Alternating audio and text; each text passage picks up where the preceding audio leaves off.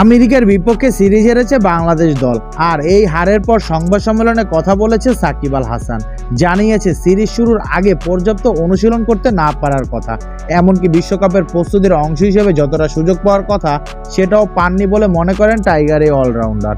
সাকিব বলেন, আসলে এটা যদি বিশ্বকাপের প্রস্তুতি ধরে থাকি তাহলে আমাদের ব্যাটিং বোলিংয়ে আরও বেশি সেশন হওয়ার দরকার ছিল, ফ্যাসিলিটি আরও বেশি থাকার দরকার ছিল। এগুলোর কিছুই আমরা পাইনি। একদিন প্রপার নেট সেশন হয়েছে যেখানে ব্যাটাররা পুরোপুরি সুযোগ পায়নি।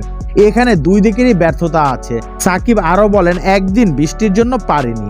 এখানে 4টা মাঠ আছে, আমরা 3টা পিচে ব্যাট করতে পেরেছি। এই জিনিসগুলো আরও বেটার হতে পারত। সাকিব জানালেন, কোনো দলকে হালকাভাবে নেয়ার কিছু নেই। টি-20তে সব দলই সমান। আমি ওয়েস্ট ইন্ডিজ এ দল ও নেপালের খেলা দেখেছি, তারা ভালো খেলছে। আয়ারল্যান্ড, স্কটল্যান্ড ভালো খেলছে।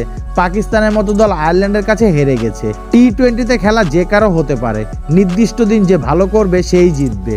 এখানে কোনো কিছু হালকাভাবে নেওয়ার সুযোগ নেই।